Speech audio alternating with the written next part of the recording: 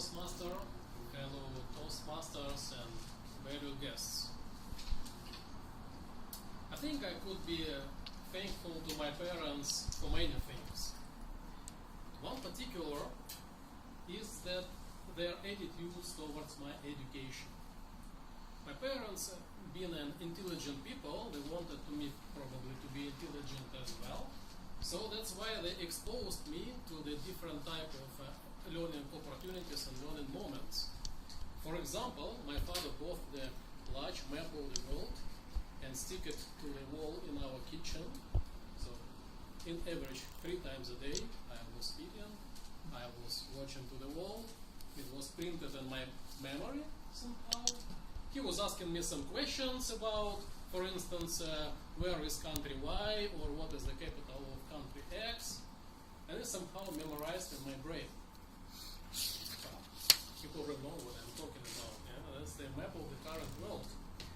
And I think I grew up with some sort of understanding that the world is as is.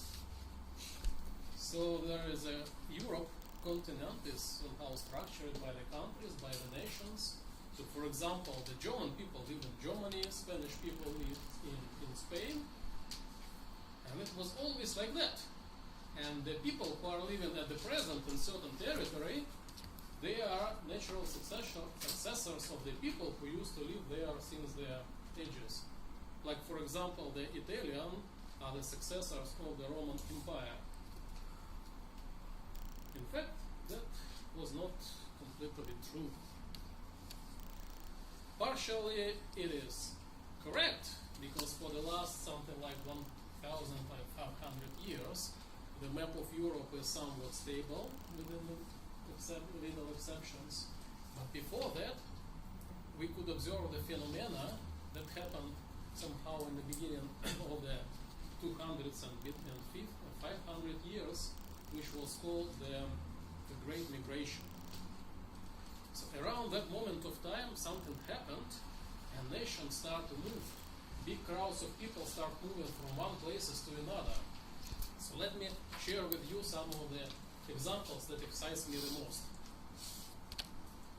The first greatest travelers are Goths. So these are the people who originated from a small island near Sweden, and eventually, sometime around 200, they crossed the Baltic Sea and opened the era of the Great Migrations. Part of them went to the east, they were called Eastern Goths, and you may see on the picture the territory they occupied. Interesting enough, the part of them settled in the Ukraine, and even some scientists are thinking that part of that migration formed the Kievskaya Rus around that date. Isn't it exciting?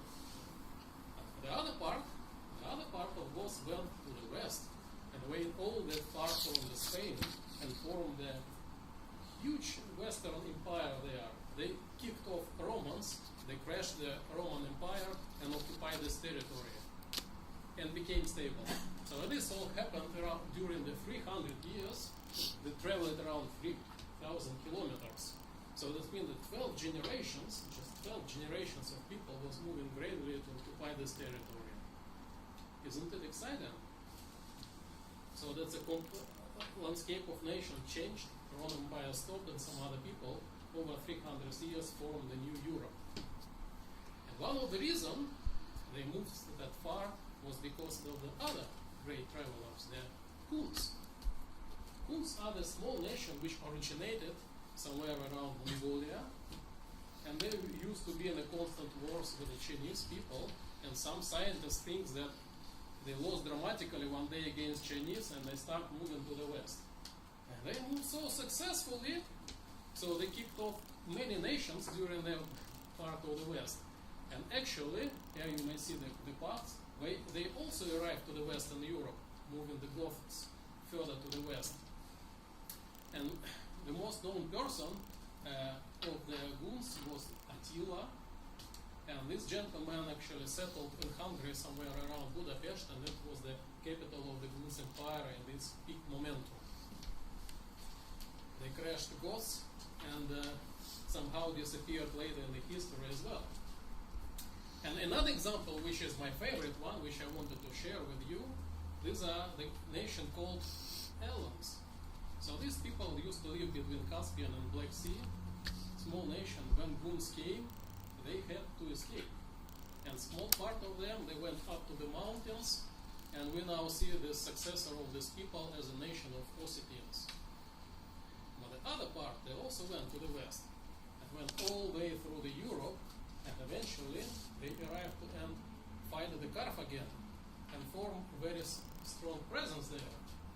So isn't it awesome that some of the people who are currently part of the Russian Federation, they had their footprints as far as Africa, just a result of that migration. So they made this about 5,700 kilometers just over 6 generations. Just imagine that there was no planes, there was no business class, the people had to take everything with them, take families, homes, and move. So that was the constant moves. Nobody really knows what triggered these biggest migrations and why they stopped. They could be climate changes, they could be demographic factors like expanding of the number of people on the territories, or they could be political factors like Chinese fighting Jews at certain moment of time. But consequences are major. So, for example, they created the end of the Roman Empire and opened a whole new era in Europe. Because of that, now we see the new nations created in the landscape of Europe. We also see new languages. So, as an example, Italian language is a mixture of the Latin language and barbarian language, the English of those people who came to the place. So there's certain mixture created a certain language. And of course, cross-cultural collaboration. And I was in Barcelona last week, and you see it's a Gothic culture, Gothic architecture. So that happened once, and now I would propose to think about, could you imagine that it happened once again? So what could happen in this world, which is constantly changing, that will trigger another great migration and create more great travelers? I personally don't know, and now I would like to leave you with this little piece of thought for the future. Mr. Toastmaster?